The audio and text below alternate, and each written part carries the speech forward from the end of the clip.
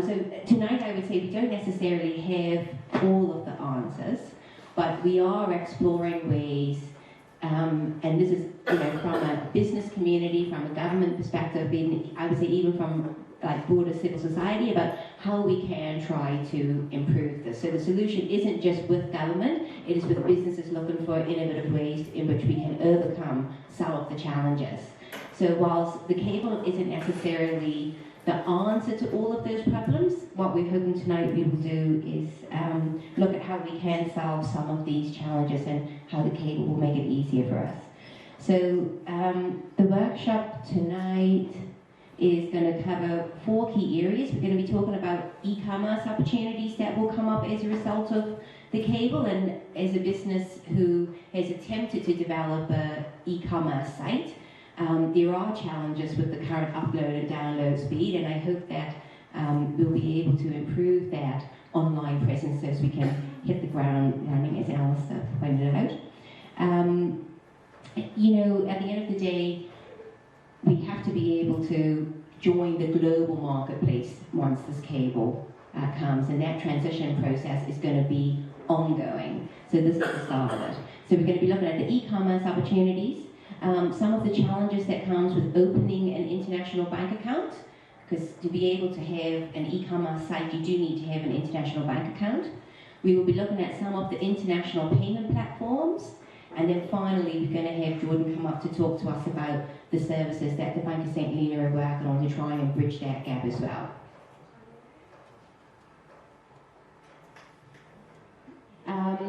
It is about the trading of goods and services on the internet, basically. So you have examples of businesses to businesses doing that. That's with wholesale bulk purchase websites.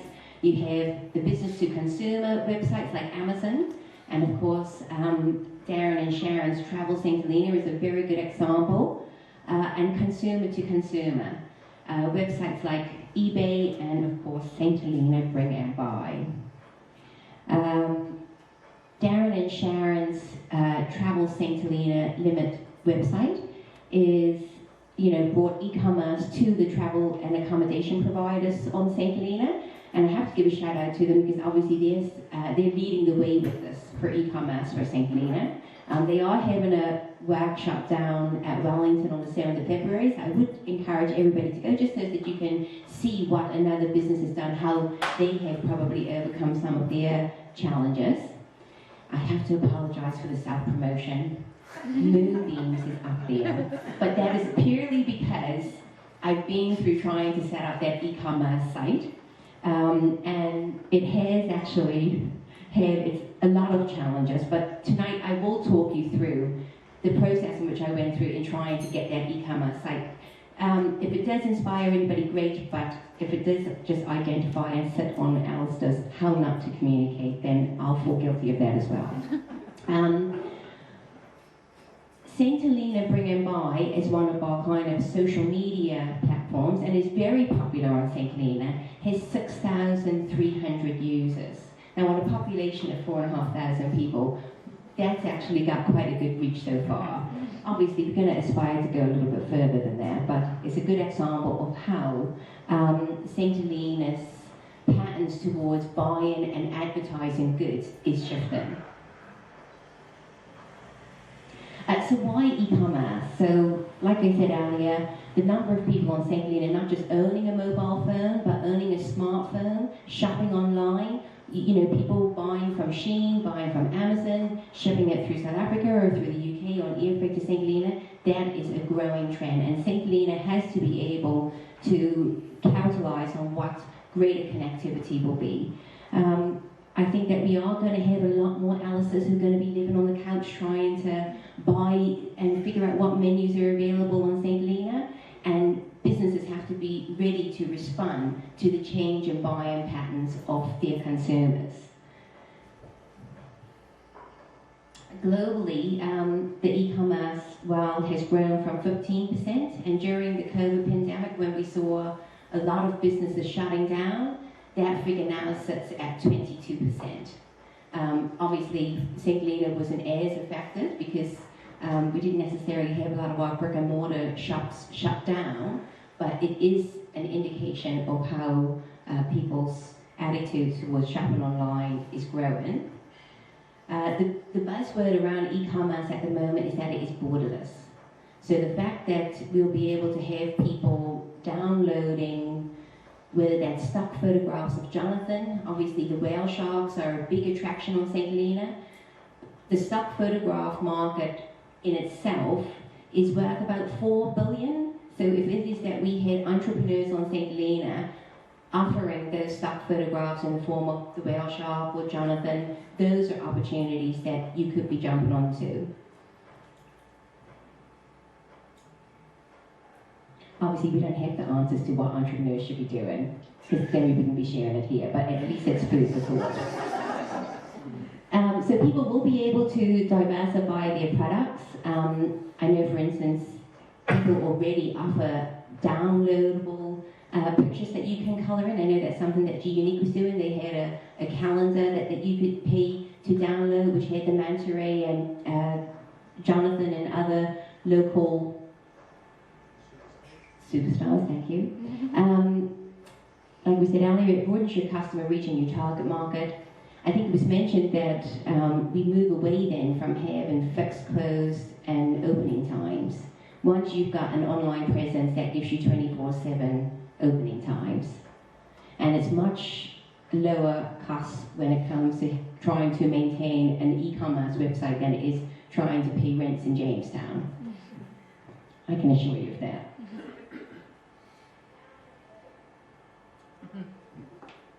I feel like I have to do a little dance for it.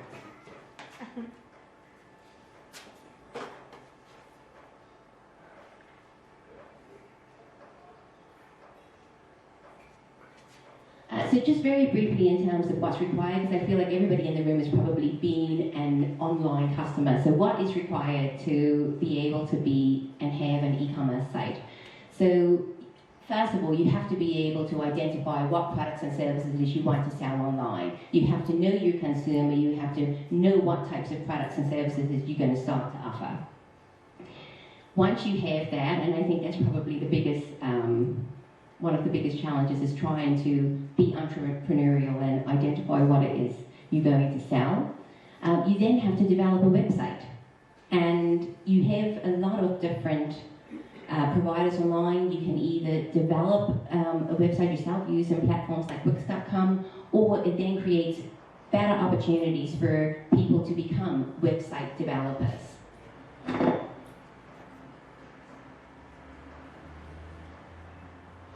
So this is just an example of the platform that we use to build the Moonbeams website using Wix.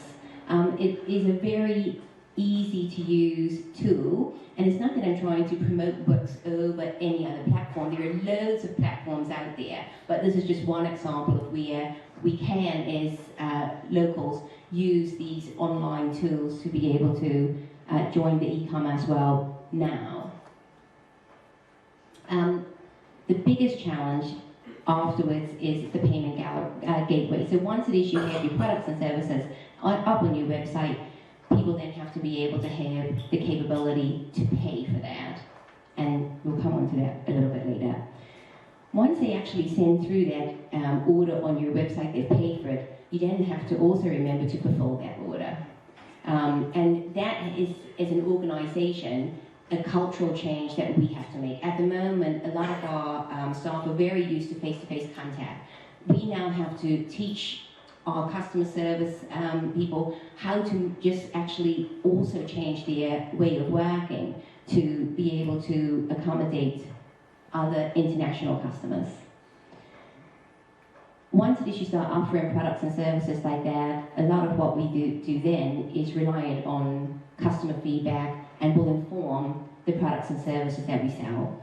I think it was mentioned earlier, places like TripAdvisor, customers use that to be able to inform what they do. So we have to always remember that products and services that we offer have to always be influenced by what customers want and be improved. So the focus now is on the payment gateway.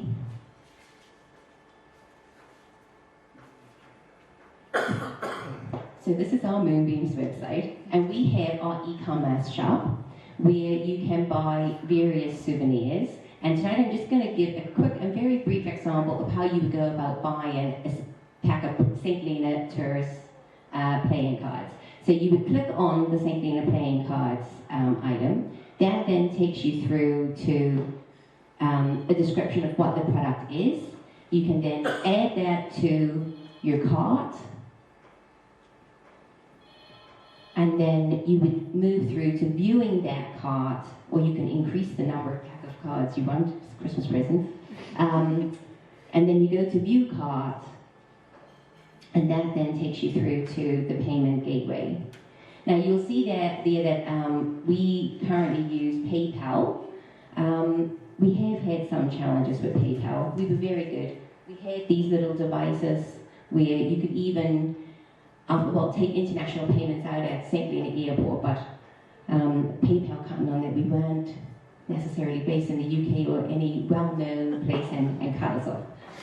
So I have £300 of redundant hardware from PayPal, but we still can use it for the online payment platform. So if you go through to the checkout process now, you can choose to pay if you have a PayPal account. You can, and this is where I like to call it the St. Helena Island Travels for accepting international payments. And that's purely because you have to have an international bank account to be able to do that. And it does present so many challenges, like Rob said. If it is that you don't have the SMS capability, you then have to try and find a way to link it through to a WhatsApp account. And it just becomes really problematic. So I'm going to put Dax in the spotlight to talk about how you can get an international bank account afterwards. But the majority of our customers do move towards doing an offline payment afterwards. So at this stage, when they go to an offline payment option, it gets an email sent through to the team at Moonbeams, and they start then liaising with the customer directly. So that is a solution to some of the problems, but it's obviously not the seamless payment transaction that we want to work towards. So yes, that was one of my Christmas presents that I handed out. Yeah. This is where we want St. Helena to be moving towards. We don't want to have to be going through all of these dramas with the problems with SMS taxes. We want to be able to have the capability to take international payments using international cards in every venue on St. Helena. And that is how we are going to be able to extract maximum value from our visitors, not being restricted by opening hours. And I would say, obviously, we do have Jordan from the bank to talk about what they're doing to work towards a solution in the interim. It's not as though people aren't doing anything to try and work towards this. It's just that we come up with a lot of challenges. But at that point, I'll hand over to Dax. Thank you, Tara. And I think Rob touched on quite a few of those challenges earlier. And as you quite rightly said, we've actually been working in the background since 2019 trying to find a solution to allow businesses on Ireland to be able to accept payments via credit and debit cards from our visiting the visitors to the island, but also for our local community to use their own international debit and credit cards if they have access to such. So we've been working with Gibraltar via the Falkland Islands. So the Falkland actually introduced us to Gibraltar International Bank back in 2019 with a view of getting residents and businesses on the island access to an international bank account, as Tara mentioned before. So whilst there were challenges in establishing that relationship, we were very grateful for Gibraltar, and in particular the minister responsible for the treasury in Gibraltar, for getting us the right contacts and the right way into establishing this relationship with Gibraltar International Bank. And through that relationship, we've been fortunate enough to be able to set up cards, or set up the ability for businesses and individuals on the island to be able to access a Gibraltar International account. But this evening's session is really more around the business side of things. So, like most banks around the world, there will be some minimum requirements of information that you have to provide. Likewise, what you have to do for the Bank of St. Helena here. But that list that you can see on there, I'm not going to go through all of them, but there will be an expectation, even from the likes of Gibraltar or anybody else for that matter, where you will have to provide a certain level of information in order to be able to prove whether the business is legitimate or not, before you're able to access an international bank account, which can be used, as Tara said, for the bigger purpose of enabling e-commerce here on St. Helena. So you can see there's quite a long list, and you'll remember in early 2020 we actually put out a press release that told you how you can get in contact and get access to an account with Gibraltar. I know it can be painstaking. My own personal experience when I was one of the first people who tried this, it did take around about 3 months to actually get everything in place, from the time you contact them to the time you actually receive your card here on the island. It did take a fair amount of time to be able to do that. However, it only took a couple of weeks to actually get access to your online banking with the Gibraltar International Bank, but you still didn't have access to a card that you could use for your online payments. So these are the details. We'll be quite happy for us to be able to put out a little reminder of how you can actually get access to a Gibraltar International Bank account. Gibraltar International Bank, I think, is very important from the trust perspective is that them, like most banks across the world these days, are actually heavily regulated. And in this case, they are regulated by the Gibraltar Financial Services Commission. And so that should give you the assurance as a business and also as individuals that the products and services that are being offered by Gibraltar International Bank are as good as you can possibly get, given the circumstances and challenges that face St. Helena. So I will go on to talk a little bit about WISE, and you might ask, who is WISE? I don't have all of the answers as to who WISE, but some people might remember before days there used to be this where you could send you money transfers via TransferWise or something of that nature.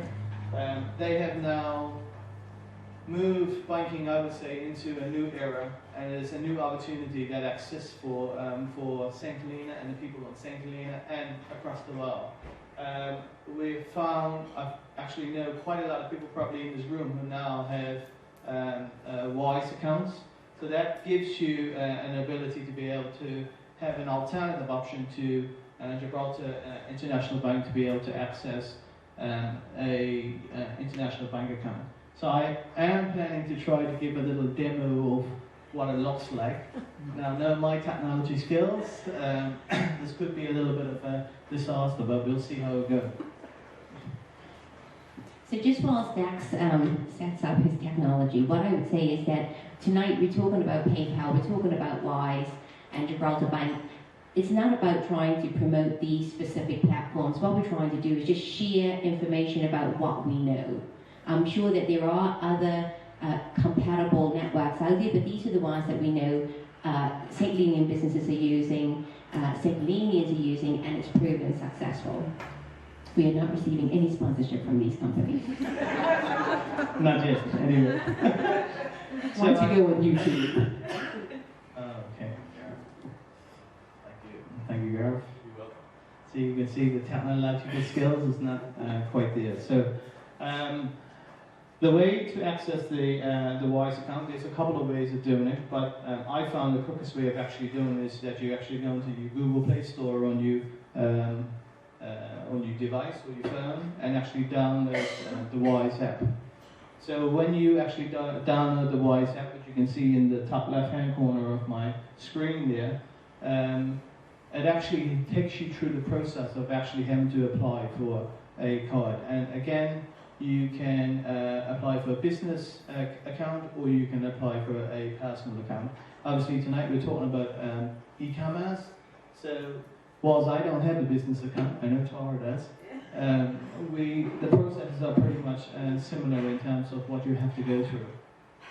I just want to give you some reassurance, just like with Gibraltar International Bank, the WISE setup is actually heavily regulated as well. So this is currently regulated by the UK Financial Conduct Authority. So again, we should take reassurance that what's being offered here isn't something that could be used to trap Sangolinians or others into actually being able to send money away and potentially being frauded off those funds. So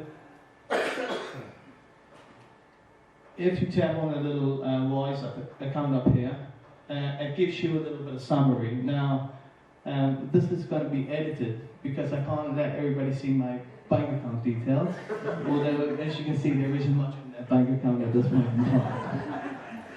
So this option, in terms of this app, is quite helpful. So if you see across the bottom here, you can get access to a number of things using this app.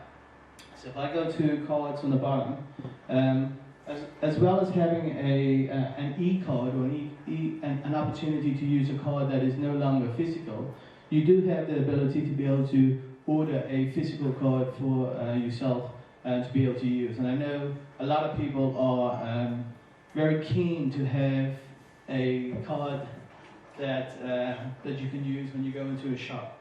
So just to give you an example of what the WISE card looks like, it looks like any other bank account card that you can see. I had to borrow this one just to let you know, because mine isn't quite showing up at the moment. But that card is quite helpful. You can use that. You can go into any ATM. You can go along and withdraw amounts. You can go into any store and pay like you would normally do with a chip and pin service. However, if you look at the top of the screen, hopefully, yeah, you also have the opportunity to create e-cards within the app. So my card took quite a long time to show up, but I needed to be able to start spending a bit of money or receiving some money. So in this case, you can actually create cards where you don't actually need a physical card anymore, but you can use the details of this card to be able to complete transactions online.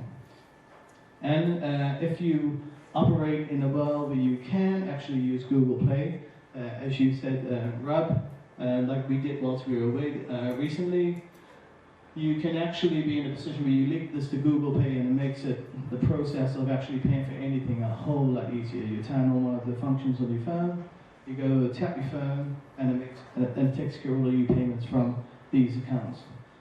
The one good thing about the WISE account is that you can have multiple different types of currencies on this account. So if I go back to my home screen, you can see I have some money in dollars, I have a little bit of money in sterling, but you can have it in almost 50 different currencies, which is quite helpful because it also reduces down your transaction costs when you move in between currencies, which is quite important from a business perspective. Now, I don't pretend to be the expert on this app, and I know I've talked to a few other people about how it's being set up, and I know quite a few people have been trying it. But I've found this to be really helpful so far, and again, going back to Tara's earlier point about giving us an opportunity to take advantage of what the e-commerce could potentially bring to the island.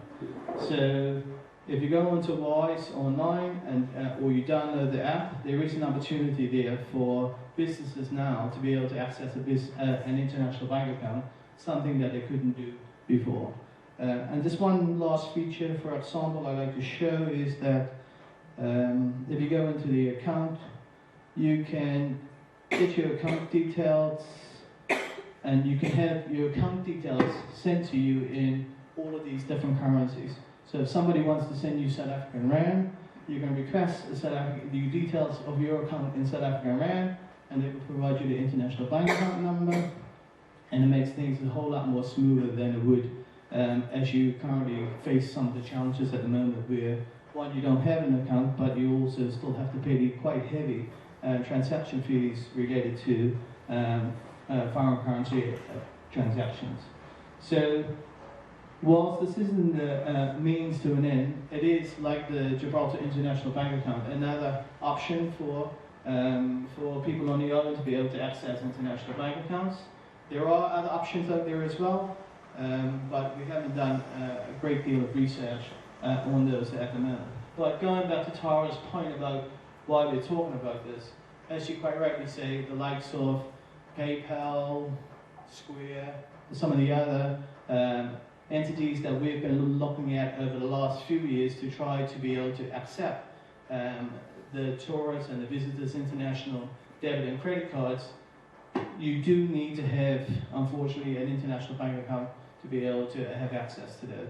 And so this is just a stepping stone for us to be able to get into that position where you are able to accept potentially international debit and credit cards for businesses here on Ireland.